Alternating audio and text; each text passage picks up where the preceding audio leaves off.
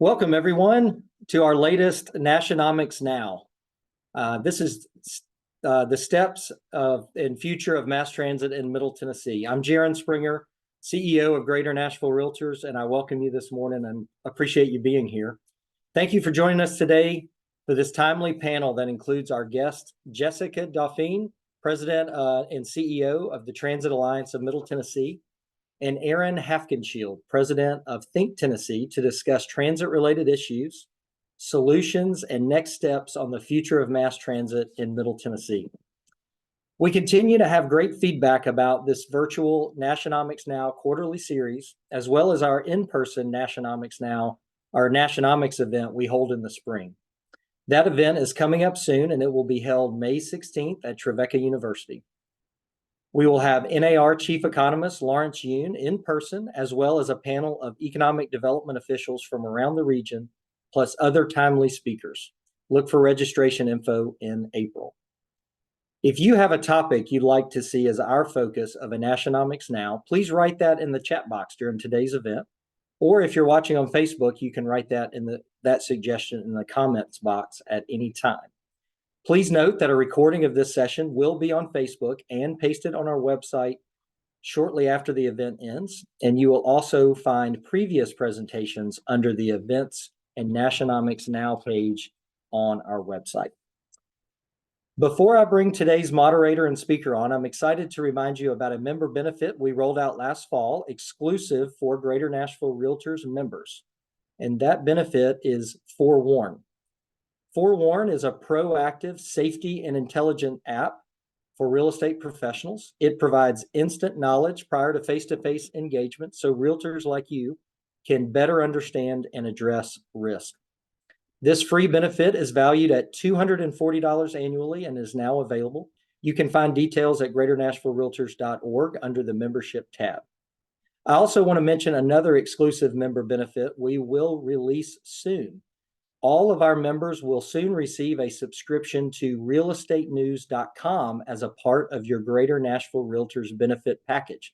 This is actually the first time I've announced this publicly to our membership.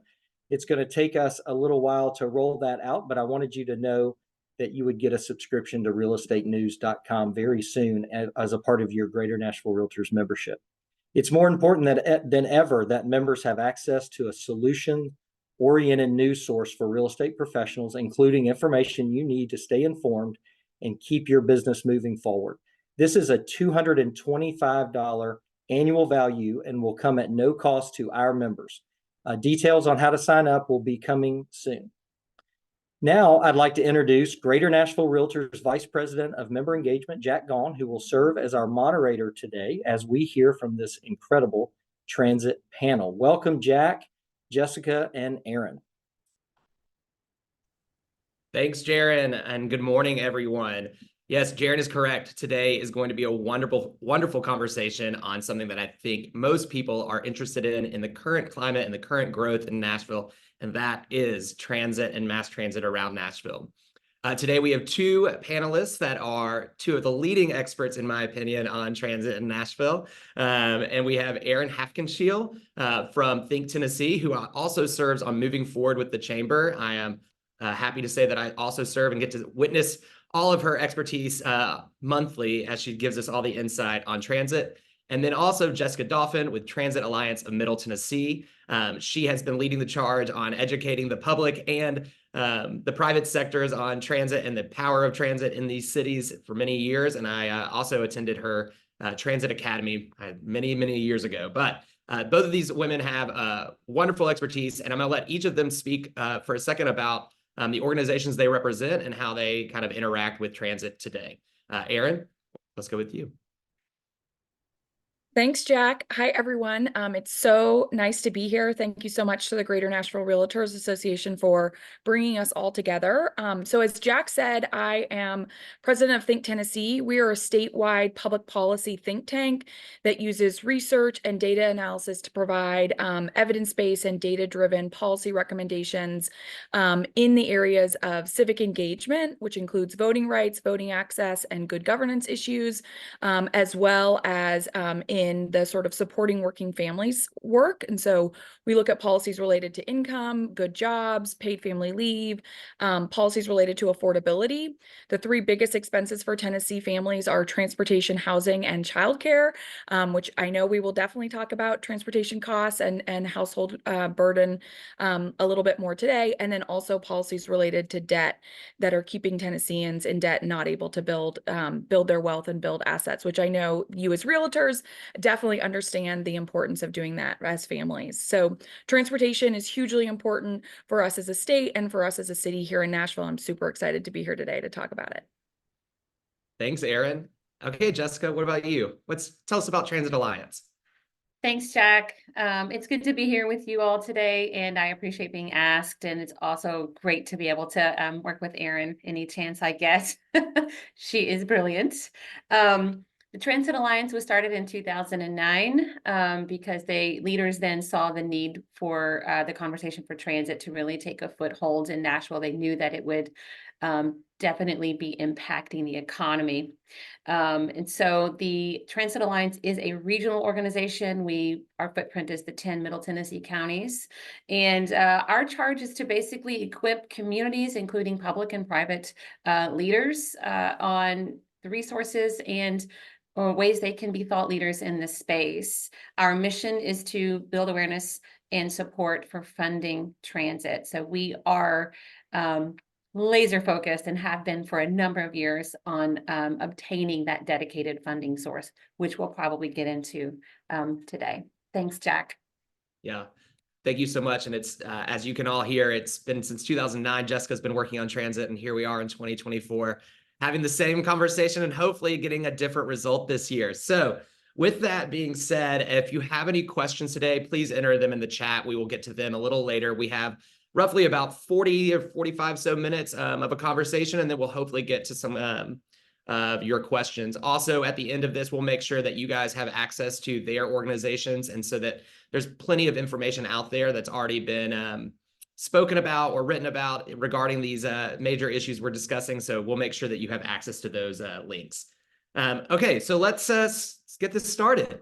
I think it's important, Aaron, that we talk about where we're coming from in a history standpoint of Nashville and transit, and kind of just overall how we got to this point today.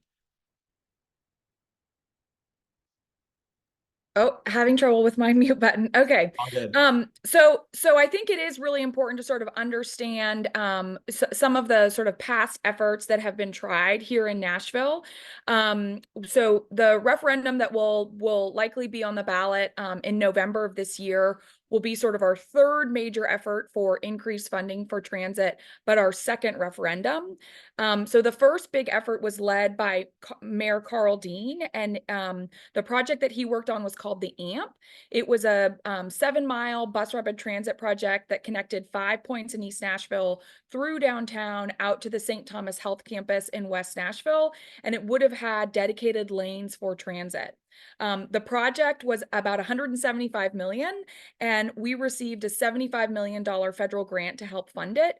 The plan ran into pretty significant opposition, particularly on Broadway and from West End residents. And due to that opposition, the plan started to get compromised, dedicated lanes got taken out, and eventually the plan was canceled.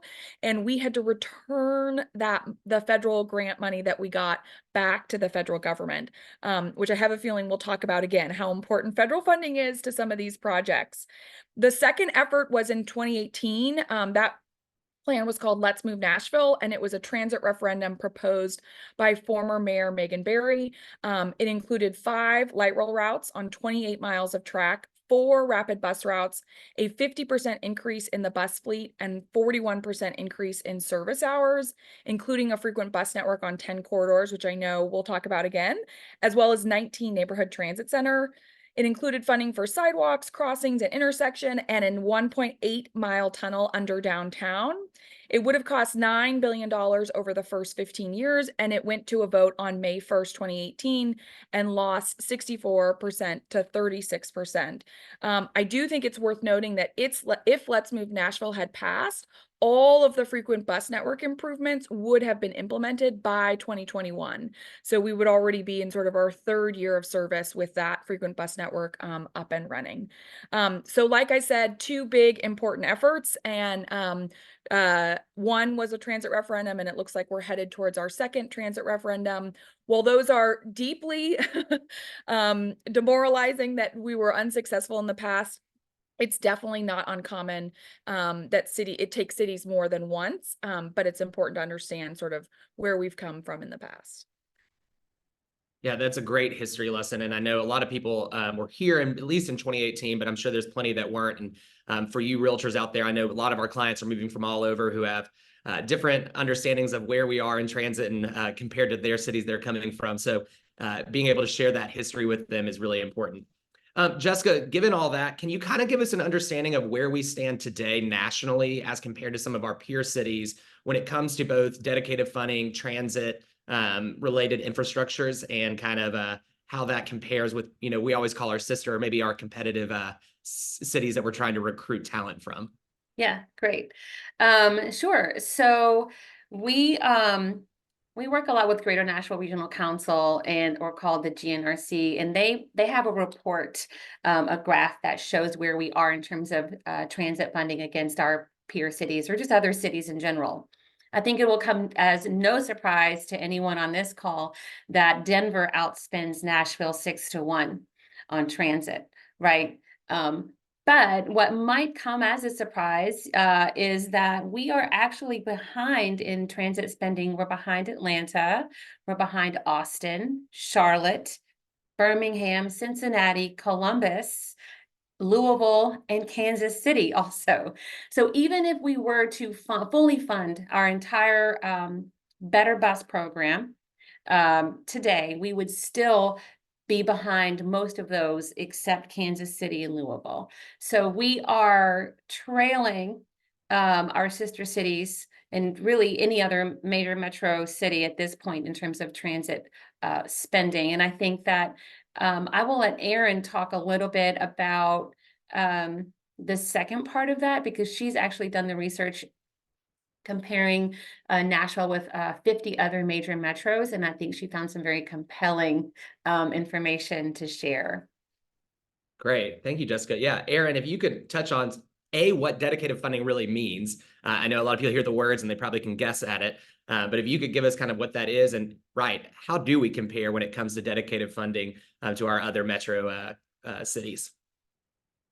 Yeah, happy to do that. And before I jump into that, one thing I want to say, which I think Jess and I are definitely touching on, is that, a lot of times I think people talk, they sort of see transit in Nashville, they may see a bus pass by them, it may not have a whole lot of people on it, and they may be thinking, well, why would we want to invest in our transit system if there's no one riding the bus?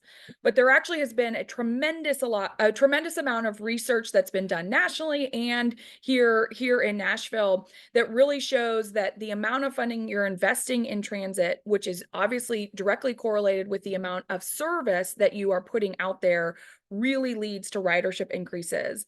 We're seeing that here in Nashville, particularly on Murfreesboro Pike, where we do have pretty frequent service. And Murfreesboro Pike is one of the few corridors in the country that is performing significantly above where it was in 2019 before the pandemic. So I think it is at 125% of 2019 ridership.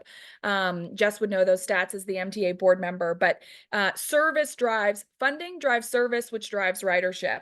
So why is dedicated funding so important? So dedicated funding is important for three big reasons. The first reason is the transit operation dollars per capita. Back to the funding drives service, drives ridership, which usually means funding for a frequent bus network. And a frequent bus network is really critical for increasing ridership. Currently, only 6% of Nashville residents are within half a mile of a frequent route. And when we look at other cities that have much higher ridership levels than we do, they are sort of right around 22 to 28% of residents that are within a half mile of frequent transit. The second biggest reason why you need dedicated funding is to be able to issue revenue bonds for capital projects. Transit infrastructure is expensive, but it's also infrastructure that lasts for an extremely long time. You make an investment today, and it's an investment that residents in the city will be using 25, 50 years, 75 years from now. And so it's a little bit it doesn't make sense for us to have to fund those types of investments out of, a single year's capital budget. So if you are able to have a dedicated funding source, you can issue a revenue bond against that dedicated funding source, and you can spread out paying for that project over 25, 30 years. The third reason why, I'm talking to a group of realtors. Obviously, you guys understand how a mortgage works. A revenue bond is very similar to taking out a mortgage on our transit infrastructure. The third really big important reason is dedicated funding allows us to get more federal funding. Most of the federal funding programs for transit require local matching dollars. And if you don't have those local matching dollars to contribute, you're not able to get that federal funding. And I mentioned at the beginning that we had to return the federal grant for the AMP project, and that has impacted our ability to be able to access federal funding since then. And they've been very clear that we won't be able to get one of those big capital investment grants until we have dedicated funding, because they want to know that that funding is there when they issue that grant. So dedicated transit funding is just super important to be able to invest in our transit system. And the one stat I've left out at the beginning is that Think Tennessee looked at all 50 major metro areas, and only 4 are left that don't have dedicated funding: Orlando, Nashville, Memphis, and Hartford, Connecticut. So 2 of them are here in the state of Tennessee. That is, Jack, if I can jump in just real quick, she mentioned something about the Murfreesboro Pike, one of our frequent routes. As a board member, I kept seeing the ridership numbers go up post-pandemic, right? So we all saw the transit ridership kind of tank during the pandemic when most people were working from home or were encouraged to do so. I want to give a shout out to WeGo right now for continuing to keep their bus operators out and working and moving at least 12 to 14,000 transit riders a day in Nashville in the height of the COVID-19 pandemic throughout 2020. So kudos to them, and we owe a lot of our continued economic thriving to them to this day. Yeah. But what we saw was this kind of moment when things started coming back online and people started coming back to the office, was a nervousness. We did not know what would happen with transit. But to our surprise was that Nashville ridership has come back so fast, faster than a lot of other cities around the nation. And so we were looking into that, and it turns out it's because of the frequent routes. When you realign service to the routes where people are riding, they ride more frequently. Isn't that amazing, right? Yeah. So you provide a service and people will use it, to Aaron's point that funding drives service and service drives ridership. So that's that relationship to when we see, oh, these buses tend to be empty. For one, you're really only seeing it that one particular moment in time, but also over decades of inadequate funding, the services just aren't where they need to be to serve our communities, right? But when you beef up that service, the communities respond Right. and use it, right? So I just wanted to make that comment. And yeah, I think actually at the last board meeting, Murfreesboro Pike was up 132% or Wow. something of that nature, right? I mean, some of our routes are just crazy overperforming, and all of them are the frequent routes. Yeah, that's awesome. And for those of you who have never been on a WeGo bus that can see the level of quality that we're actually trying to provide to our city, I highly recommend next time you're going to dinner or you're doing something. I know all three of us have participated in more ways than one, and or even the Nashville Star, if you've never taken a ride on it, we've got a lot of options out there. Don't just think it's limited to those who don't have cars. There are great opportunities to ride. Aaron, I want to touch on something that you spoke about and just a second ago, and that is, so when people are concerned with a city like Nashville, where they hear the words that we're in debt or we don't have the money, why is dedicated funding different than, when we're talking about just, the general debt of the city, or if there is a concern with debt? Yeah, so I think, all cities have debt, and again, to a group of realtors, you understand that there's a big difference between good, sort of good debt and bad debt. Dedicated funding, I think, should be looked at very differently from sort of, general city debt, because you are, in this case, we're looking at a couple of different revenue sources that the city is allowed to use for dedicated funding for transit. Those 5 revenue sources have been enabled as part of the Improve Act. And when you are able to access those revenue sources, then, like I said at the beginning, you issue a revenue bond against that revenue source. And so that's not something like you can't, if you know that revenue is going to bring in a certain amount of money over a period of time, you can't access a revenue bond that is significantly above what that level of revenue is. And you have to be sort of paying back that revenue bond over time. So it is exactly what sort of debt is meant to do, is to be able to make an upfront capital investment in an infrastructure project that will show benefits over an extended period of time. Right. And Jack, I want to tag on to that. What's important about that is, and I'm going to tell you a little story. Remember the AMP that Aaron talked about, that 7.1 mile bus rapid transit line from Five Points to St. Thomas West, slated to cost around $175 million. I have talked to some engineers about what that project would cost in today's dollars. Yes, can we go back? Can we go back? I want that back. Unfortunately, we can't go back to 2014 dollars. In today's dollars, that exact same project would cost about $400 million, right? So that is the importance of being able to bond today to get it built today instead of in 15 years, because we've just gone through 20% inflation, or what seems like 100% inflation to my pocketbook anyway, at a nonprofit. But the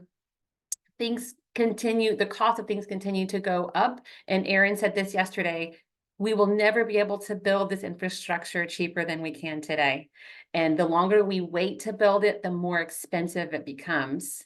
And I just wanted to also say, if you want to get on a bus and you want to get on that train and you want to test out a van pool, come to the Transit Citizen Leadership Academy. We do all of those things in our academy, and we help you, because oftentimes a barrier to using a new service like that is the fear of getting lost, the fear of not being able to read a map or a timetable. We will help you do that. So check out the Transit Citizen Leadership Academy. It might be just the thing for you. Sorry. Yeah, those are great plug and a great option. I am a proud, graduate of it. So I know firsthand, it's an amazing experience. I think what's important for people to understand, and when we talk about, expenditures when it comes to dedicated funding or giving money sources towards transit, is to understand the economic impacts, and not just the economic, but also just the lifestyle impact, the social aspect of how important it is for a city like Nashville that's growing, as we all talk about daily. The population difference, between 2018 and today is astronomical. I mean, for instance, our realtors know this, but in 2018, the average home cost $281,000, and today it costs $460,000. So, things like that are changing every day, and that just means the cost associated with building this is only going to get worse, but so are the density problems, and so are the growth issues that we're going to have. So if you guys could talk on, and I'll throw it to Jessica first, kind of on some of the economic benefits we've seen from maybe some WeGo projects, or just in general, how we relate these projects to actually benefiting our city long-term, instead of focusing on the short-term costs that are associated with them. Thanks, Jack. And I think that's really important to think about, because like we said, we've been kind of inadequately funding our transit system for a decades. So what does it mean when we invest in transit mobility infrastructure? Well, WeGo has been doing an excellent job of doing that little by little with what they can get from the city. And you may have heard of the Dr. Ernest Rip Patton North Nashville Transit Center is now coming up. It should be open sometime later this spring. As a matter of fact, new services will be servicing that area starting April 1st as part of their spring service changes. So with those new services that they're adding, including a crosstown route, so you can go from 26th and Clarksville Pike over to Dickerson via Trinity Lane, and not have to come all the way downtown and back out. So with those new services that will be going in at that area, you're looking at the folks living in that neighborhood will be able to access 100,000 more jobs within a 45-minute bus ride than they can today. All right, so that's one way it's going to impact the community economically. Crazy. Another way is that part of building that infrastructure in that transit center, which is going to be absolutely amazing, by the way. It's named after Dr. Ernest Rip Patton, who was a central figure during the Freedom Riders in the 60s. And just really encourage you to read about that. It's going to have some like kind of a walking museum. You can go and you can see the historical tie-in of Nashville and buses and civil rights. It's going to be incredible. It's going to be kind of created by local artists as well. But another way that it impacts us economically is that particular infrastructure build. For every dollar that the city is investing in the North Nashville Transit Center will return our investment $7.76 per dollar. It's absolutely incredible to think about. And I think about what that could mean to us citywide when we're able to invest like that across the city, right? Not just one at a time every few years or every 10 years, but across the city. So that's two ways I can explain to you that it does impact us economically. Yeah, that's a huge impact. I think any of us would take an investment where we put in $1, we get $7 back. I don't think that anybody's going to shake their head at that. Aaron, maybe you could touch on some of our sister cities or the cities that you've researched on some of the economic benefits and the types of infrastructures that are how they've impacted their cities economically. Yeah, I think that it's another analysis that Think Tennessee has recently done, but is not yet public, but will be soon, is that we looked at sort of the top 35 metros. So Nashville is the 35th largest metro region. I know that sometimes can be hard, particularly for our native Nashvillians, to realize that we are the 35th largest metro in the country. But when you look at sort of the metros that are larger than us, it's so incredibly clear which cities are making investments in transit and which ones are not. Of course, there's the 7 sort of transit regions like New York City, Los Angeles, San Francisco, Washington, D.C., Philadelphia, Boston, and Chicago. I can't believe I did all 7 of those off the top of my head. But there also are ones that are relatively surprising, that are making newer investments in transit. Seattle is the sort of transit success story of the 21st century. They're one of my favorite stories to tell. They had ballot referendums fail 3 times before they were successful in 1996. Then that first project that they did was a light rail line to the airport that ran into every challenge you could possibly imagine. They had to shorten it. They had to realign it. They ran into it got delayed, all sorts of challenges. But as soon as it opened, it was so incredibly successful that immediately Seattle residents said, we want more. And they passed another referendum in 2008, which really built out their urban system. And they passed another referendum in 2016 that is starting to build out their regional system. Another really important part of Seattle's success story is that they have one of the best transportation demand management programs in the country. It's called Commute Seattle, where they require employers to provide incentives to their employees for how they get to work. And so often an employer in downtown Seattle will have a target of 30% of your employees can drive alone. Everybody else needs to ride transit or other modes. And from 2010 to 2017, downtown Seattle added 45,000 jobs, and their drive alone rate went down by 4,500 cars.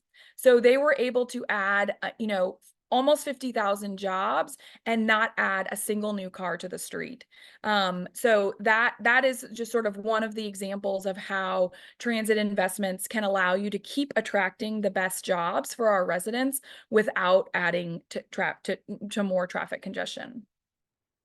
Yeah, that's simply impressive. And I know that Seattle, as you've talked about, they've gone back a few times and actually, spent more and more money, which obviously is something that you never really hear a lot of cities saying, let's put more into something than after the first time. Well, when it's so great that you can't deny it, then Right. then they say Exactly. we want more. Yeah. Yeah, I want to note that the transportation demand management is a state law in Washington state. And so I don't know that Tennessee couldn't or Nashville could enjoy such that level of support, but it definitely helps to have the law backing you up in terms of that mode shift and getting people out of their cars and choosing a different mode. Well, Jessica, speaking on that, I guess you speak on more of the regional level, but where are we seeing the regional desire for, improved transit compared to maybe 2018? I feel like we've seen congestion isn't just a Nashville centric thing. It's also, impacting all of our surrounding counties. I know most of us, if we leave at rush hour trying to go to any of our neighboring counties, I would imagine that these counties are also watching with a close eye on how Nashville is going to handle this transit referendum, because it will impact, the surrounding counties. And for us in the real estate community, most of us like to say we serve all of Middle Tennessee, not just Nashville, just because we're a part of this association. So it's important for us to know how this is going to impact those people as well. Yeah, I mean, I think in terms of sheer growth numbers, back in 2018, we were just under 2 million people in the region. We're over 2 million today, and we're headed to be over 3 million in 20 years or so. 15. Okay, time has caught up with me. So in 15 years, we're going to be over 3 million people in the region. So you can imagine where we're going to go from here. Every county keeps growing. You're looking at Sumner County will be over 200,000 people. Williamson County, I think, might be growing the fastest, followed by Rutherford County and Wilson County. I mean, all of our counties are feeling the growth and that comes with the attraction that Nashville has. What we're seeing is the Transportation Modernization Act that came out of TDOT this year passed.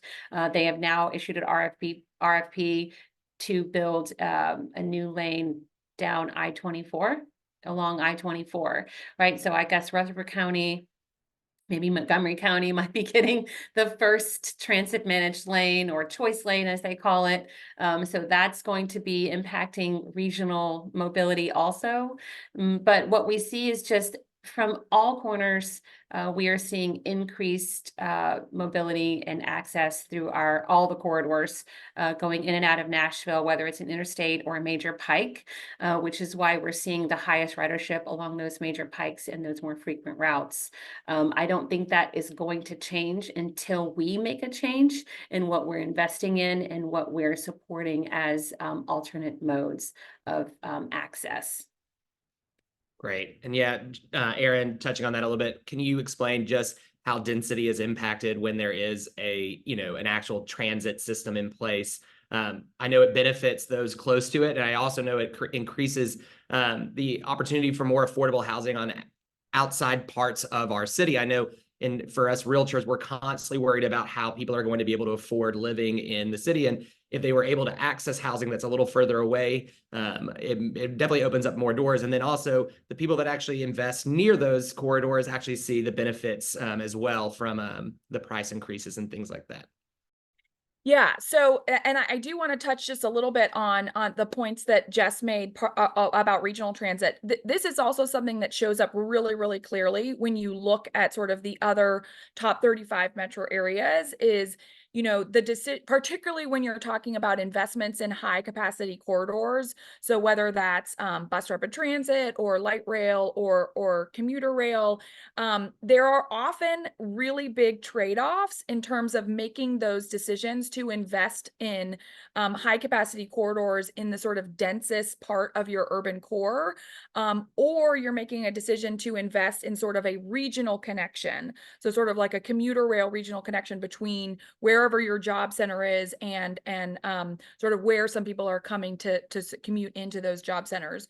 So Denver, for example, is probably the best example of a city that took a real regional approach. So their transit district is actually a regional transit district. And when they raised their sales tax to fund their transit system, they did it across the regional transit, the RTD's district. So Jess, I think this was a stat that Michael shared on the panel that we were on yesterday, that their full cent increase brings in $600 million a year.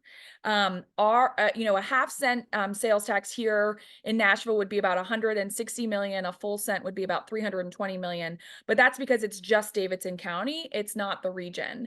And so Denver has been able to take that $600 million a year and invest it in sort of regional rail connections into downtown Denver. They have absolutely seen an increase in ridership. They're seeing transit-oriented development along those corridors, but the criticism of sort of their plan is that they haven't invested in their bus system in their urban core, and particularly in sort of high capacity corridors in their urban core. Colfax Avenue, for example, has their highest transit ridership, and it's still operating in sort of mixed traffic. So I just wanted to point that out, that that's often a trade-off. And when we are looking at the sort of most successful high capacity corridors, sort of the ridership per mile metric, we're seeing the best success stories in those sort of urban high capacity corridors, because that's where the density is and where the people are. That's one of the most sort of important transit things to understand. You know, when you're putting a high capacity corridor in a dense place, the number of people that can walk to that route, if there's 20 homes per acre, more people can access that corridor than if there's 5 homes per acre. So it's just sort of a simple physics lesson. And then of course, when you're building high capacity corridor, you can move drastically more people through that corridor in high capacity transit than you can driving. A single lane of vehicle traffic on the highway can move about 1,600 people per hour, and transit corridors can move 25,000 people per hour. Density is important for successful transit, and also.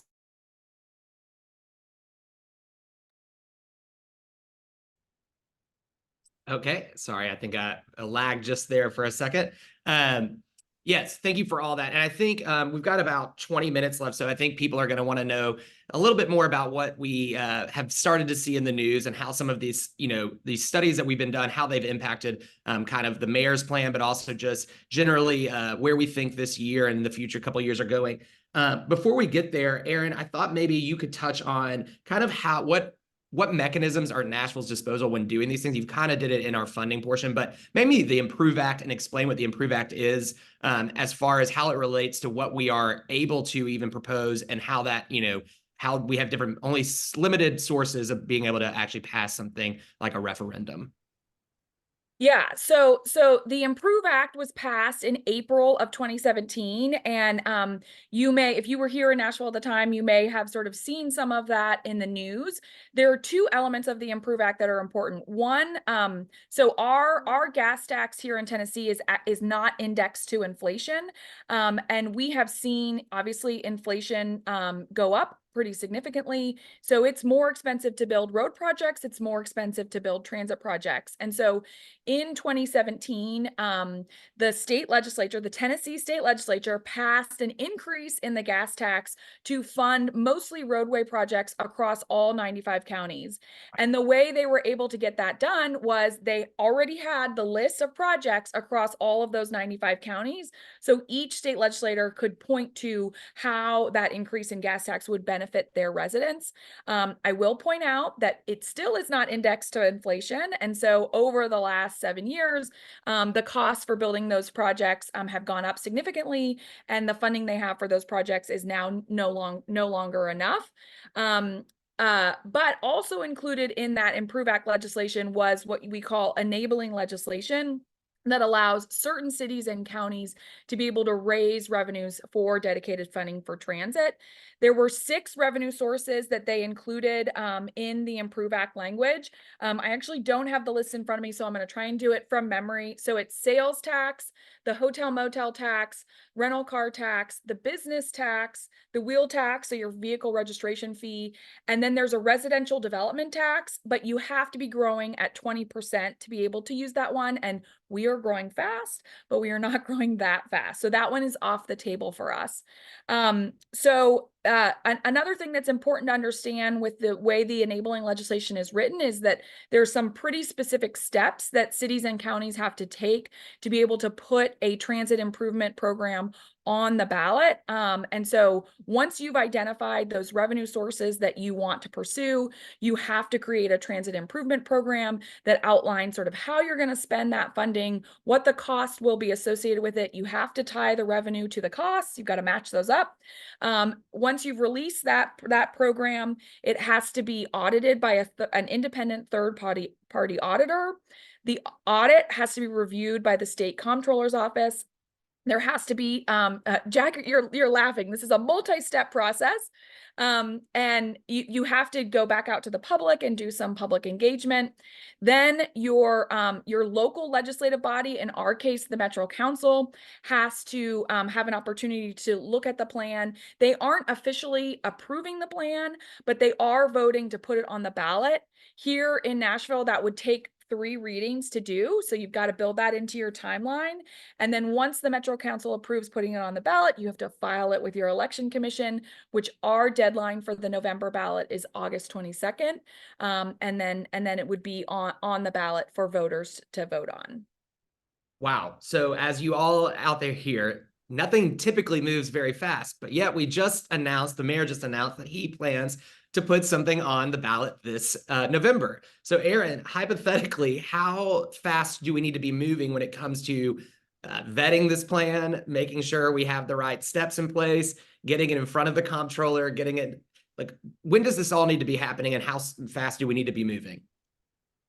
Yeah, we need to be moving very fast. But, I think what's important to remember is that we have done a tremendous amount of planning as a city and a region. And so we are building off of, I think that I've heard the mayor say 70 different plans, transportation plans that have been done before.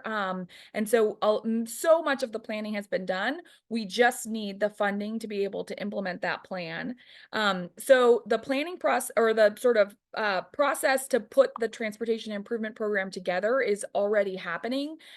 Jess and I are both members of the mayor's technical advisory committee, which has already met once and we'll be meeting a couple of more times. When you look at the sort of that Improve Act timeline that I just laid out, the transportation improvement program probably does need to be finalized in sort of the late March, early April timeframe, so that it has enough time to do, the next step in the process would be the audit, the comptroller review, and the public engagement, which that needs to happen in sort of the April to July timeframe. So it's fast, but it absolutely can be done. Well, and thank goodness this is a leap year. So we got today to We have 1 extra day. we have 1 extra day to do everything. Yeah, Jessica, speaking of that, we have done a lot of plans, as we know, in the past. So, even though we are talking about moving with speed and you guys are on the tack, how prepared do you feel for this upcoming referendum from an aspect of, we've kind of gone down this pun intended road before, that even though we're going to be talking about a new kind of overall, the mayor, we don't know every detail of the plan, and we'll get into some of that in a second. But how prepared does those that are kind of in the know feel as though this city is prepared for a referendum in November? I feel like we're basically foundationally prepared. The mayor has talked before. I've heard him say that all of those studies, we've had 66,000 touches from the community and feedback points and data points. So we know where our main pikes are. We know where our corridors are. We We are actively following some of them as a city. We're just not implementing them. We're implementing them slowly over time. Like I mentioned, the WeGo Better Bus Network. That's part of the adopted Nashville Transportation Plan. It was approved by the council in December of 2020. It's a 10-year, $2 billion plan. It had 0 funding mechanisms with it. They opted to go for a opportunistic funding strategy for that. So it's just like wherever there's money, we will go for it. And so that, as you can imagine, is a much slower pace over time. NDOT has their sidewalk program, their Vision Zero program. The parks have Plan to Play. There's Greenways plan. We have plans for these infrastructures and networks, right? Our overall transportation network that includes all of those things I just mentioned. What we're looking for in November is to get this dedicated funding source so that we can implement them faster and get them in the ground and get them built a little more quickly so that we can feel that benefit and start feeling like the growth isn't happening to us, but that we are managing it better. And I think that will feel much better for us over time once that is implemented. Yeah. And speaking of all those plans, Erin, if you could just touch high level, I know you guys have seen a little more than the general public has. I know some of these tactical meetings are starting to become part of the in the public. If you could touch on where we think the mayor is kind of directing his attention as far as this current referendum goes, why, even if we do the referendum, maybe we can touch on also how, as Jessica just said, the dedicated funding, how it impacts future plans and opportunities to do things. I know a lot of people are worried that there's not going to be enough robustness to the plan, and maybe touch on just, where the mayor's thinking is as far as light rail and kind of that stuff. Yeah, that was a lot of questions, Jack. I will, All right, I will start, and then I'll love for Jess to help me too. So I think just to answer the last question first, I think that it's just really important to understand what you've heard us saying throughout this entire 45 minutes is that we are pretty significantly behind our peers, and we have not been investing enough in our multimodal transportation infrastructure in particular. And so we need to catch up, and we need dedicated funding. That's the most important way for us to stay competitive and really even be competitive, like put us on the map as a transit city. A couple of the things that the mayor has been talking about related to the transportation improvement program, like Jessica said, absolutely being pulled from existing plans. He's talking about sidewalks, signals, safety, and service. And so I'll just break that down a little. We've mentioned quite a bit the importance of frequency. So really I'll break it down into sort of 3 different categories. But they're the most important aspect of a functioning high quality transit system is a frequent bus network. So what this means is that you have, a number of routes. I think what we're talking about is 14 routes that would have high quality frequent service, which means the bus is coming every 10 to 15 minutes.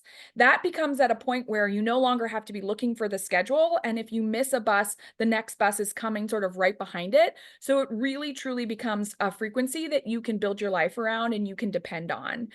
The second really important part is the sort of span of service.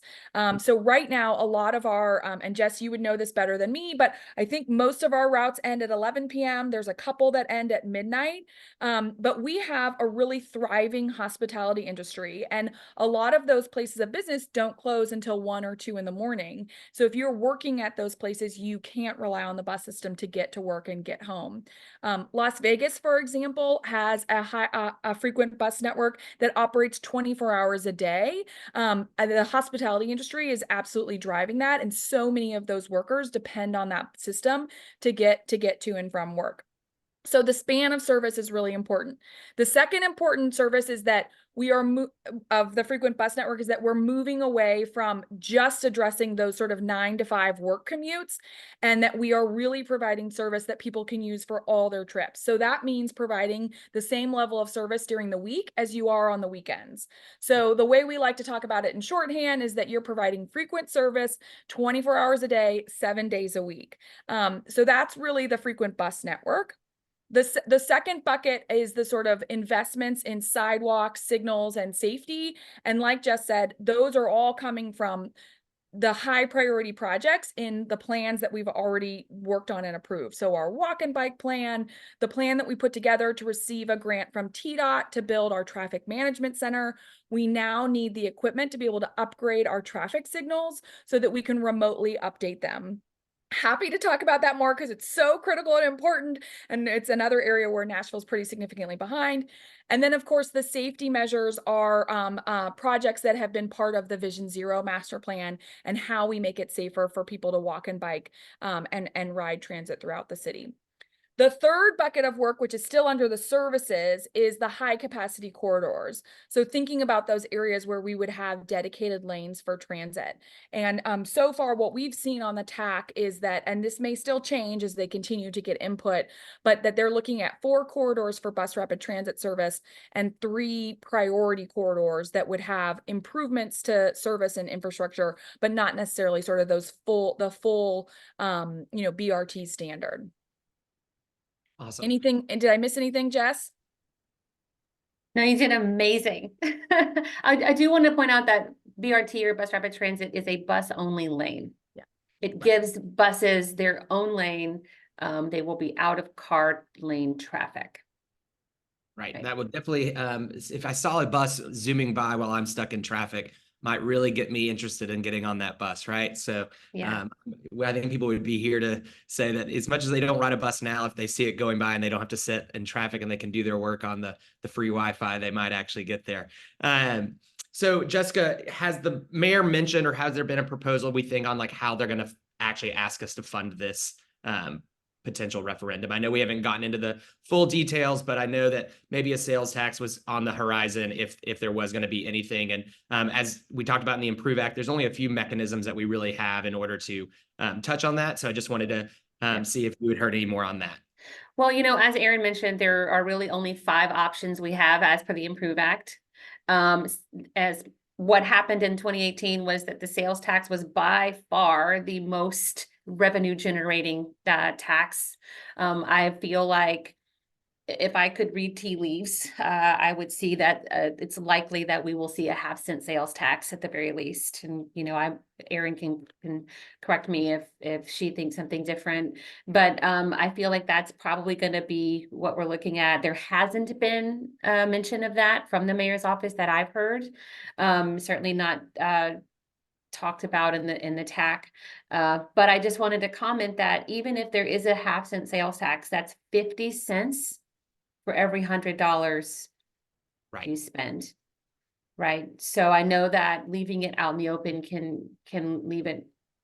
I don't want to leave a mystery there. It's 50 cents for every $100 you spend for that 0.5-cent sales tax. And if we get 4 BRT corridors and all of those sidewalks improvements, 14 frequent transit routes. And what I saw too was those frequent transit routes were also going to be 24/7 routes.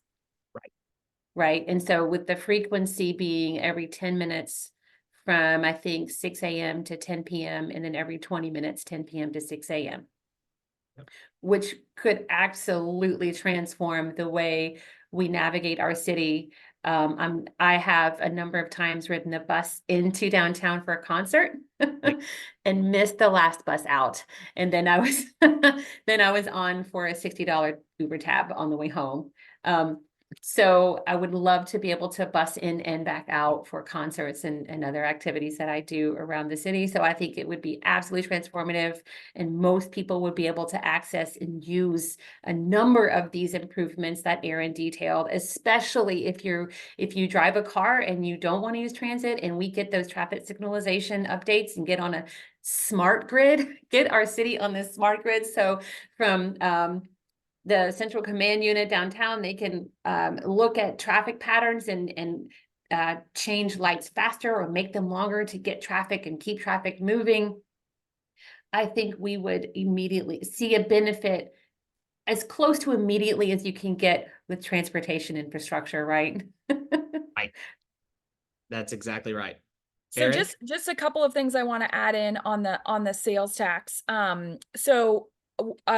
One thing just to note from our research as we've looked across the country, the vast majority, I mean, it's something like over 80% of transit referendums use either sales tax or property tax, because as Jess mentioned, those are the revenue sources that do generate the amount of revenue you need to sort of make these big investments in transit.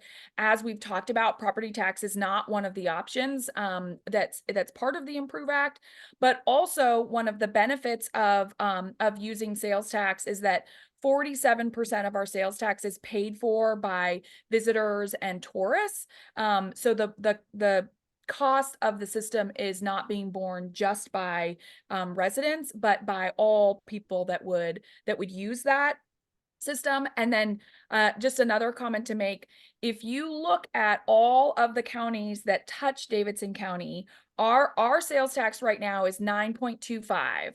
And if you look at all the counties around us, they are all at 9.75%. So that's the 7% state sales tax, and then the full 2.75% local sales tax. So our sales tax is lower than the surrounding counties, and this 0.5-cent sales tax would actually bring us in line with all of our surrounding counties.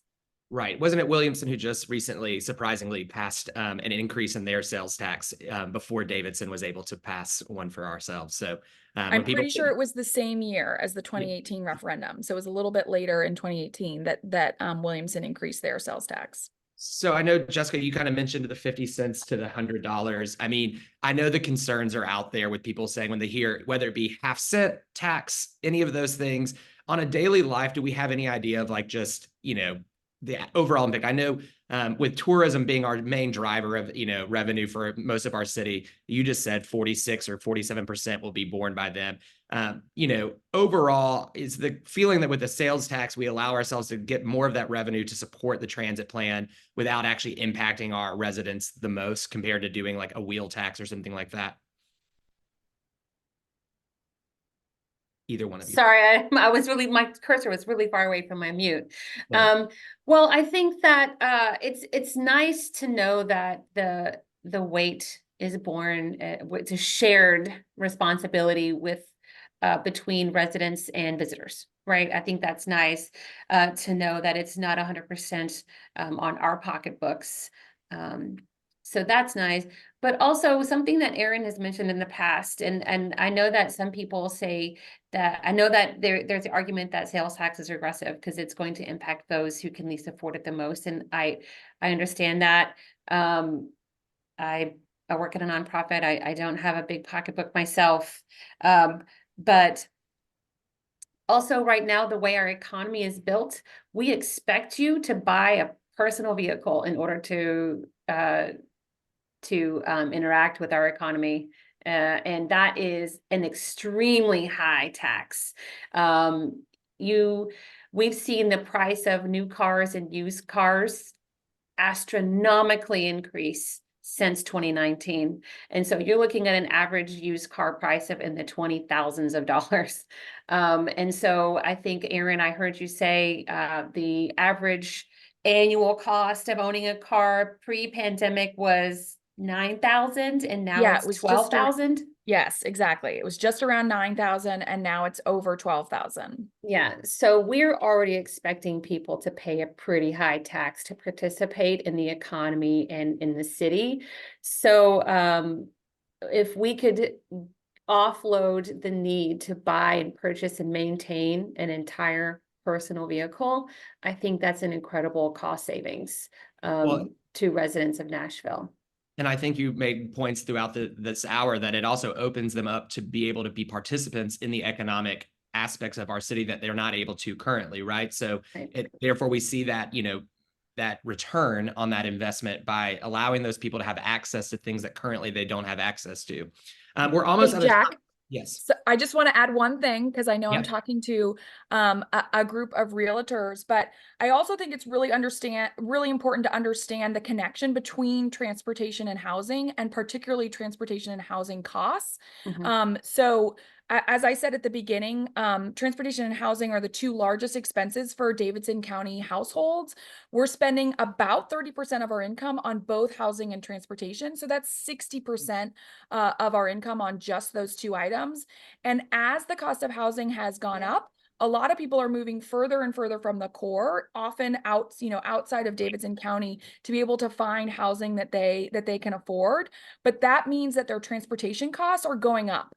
They either no longer can access the few frequent routes that we do have, and they're driving more miles, so they're paying more for gas. So they may have been able to save a little bit on housing, but their transportation costs have gone up. And I've heard the mayor say that transit is housing policy, because one of the big opportunities with having a frequent bus network is that many people can live in Nashville, and it may not be forever, but let's say you're able to live near a bus line. You've just graduated from college. I hear this from our interns all the time. They don't want to stay in Nashville after they graduate because it means they'd have to buy a car to get to work. And so they'd rather move to another city where for those first, 3 or 4 or 5 years out of college, they won't need a car, and they can instead save that money to be able to save for a down payment for a house. So it potentially is, a decision you're making for a shorter period of time, but it allows you to save to be able to invest in your housing down the road.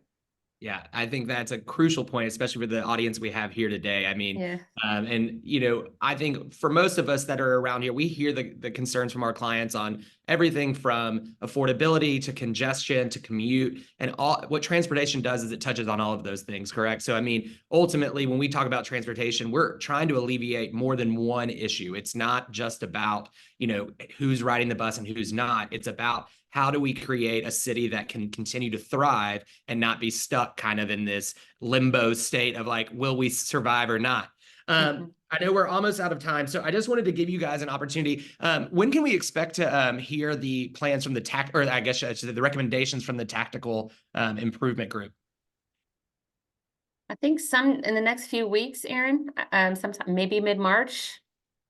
I mean, I think we have at least 2 or 3 more meetings on the books, but it's worth noting that those meetings are public and they are being broadcast on Metro 3.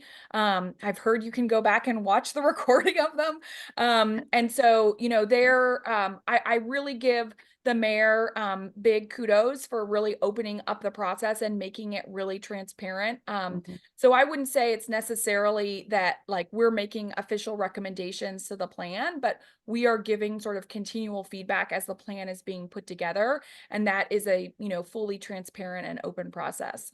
All right, well, that's awesome. Well, if you guys want to leave us with one thing that you hope people got out of this, or what you hope they look for in this referendum and vote coming up in November, I imagine no matter what ends up being on the plan, we're hopeful that people see the benefit in voting yes to making sure that we have dedicated funding. But I want to give you each an opportunity to leave us with something about transit or something you want everybody to remember. We'll start with you, Aaron. I would love for everybody to have taken from this that any city in America can be a transit city if we're willing to sort of make the right investments and really see that connection between operating dollars per capita, service hours per capita, and ridership per capita. We are absolutely seeing many of our peer cities become really high performing transit cities, and being able to pursue and get dedicated funding for transit is the single most important piece of us being able to start that journey. I just think it's really clear that any city can become a high performing transit city. And also, I hope that people have taken away that, you may be listening to this, and depending on where you live, you may be saying, you know what, I'm not necessarily going to be able to benefit from that system because I don't live near an existing bus route, let alone a frequent bus route. But understanding how transit is really critical for how the city functions as a whole, and that all residents of different types and incomes should be able to choose how they get around. And right now, the only choice really is to drive. And so we have taken all other transportation options off the table. So even if you may not ride it, the system will benefit you and will benefit Nashville as a whole. And Jessica? Yeah, thank you. I want to, yes, I'm so glad I get to do this. So I want to say Forbes recently named Nashville the #1 worst commute in the nation. And I have overheard so many conversations about this from different perspectives, and people agree, people disagree, people misunderstand. What they mean by that was that, as Aaron just said, we have taken all other modes off the table. That's what it means. Our people in our city have very few other options other than to drive their own car, right? Which is a really high initiating tax to even participate in the economy. But it also means that it's unaffordable, and it means that we're participating in destroying our environment at a quicker rate. We know that the transportation sector is 29% of the greenhouse gases, and over 56% of that is our individual cars and trucks.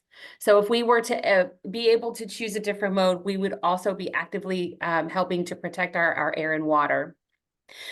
So if you leave here today with nothing else, is how important transit is in terms of a tool to help manage all of the growth challenges we're experiencing, from workforce access to affordability, right? And I see a number of people saying, I'm so glad I moved away from Nashville, or I'm wanting to move away because they don't like the growth.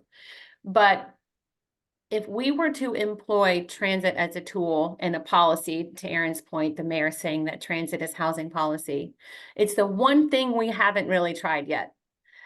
Let's give it a go, right? It's the one thing we haven't employed, and it's a tool that is sitting here waiting on us to utilize. WeGo has great leadership, and they're poised and ready to deliver. They can deliver great projects on time and budget, and it's time for us to trust them to level up for us. We just got to give them the dedicated funding to do it. Awesome. Well, guys, thank you so much for going a little over today. I know your time is valuable. As you said, you spoke on this yesterday. I'm sure you're speaking on it many more times between now and the next few months. So I can't tell you how much the Greater Nashville Realtors appreciate your time and your experience in educating us on this issue. Myself included, I am super excited about the potential future for our city, and that means that we need to make sure that we're making the right investments into it. And realtors out there, I know the biggest thing we always like to tell people is that we're not just realtors. We kind of are the conduits of everything when it comes to what people need in the city, the champion for the city. So I hope when you're talking to your clients, when you're talking to your friends and family, that you're making sure that they're aware of the importance of this referendum, and also the need for an improved transit plan as it impacts every single aspect of our life. Thank you guys so much for your time today. This video will be recorded and shared. Also, if you have any other follow-up questions, make sure you email your Greater Nashville Realtors or email us directly. I know we love to answer them if we can. Thank you guys so much, and talk to you soon. Thanks, Jack. Thank you. Guys.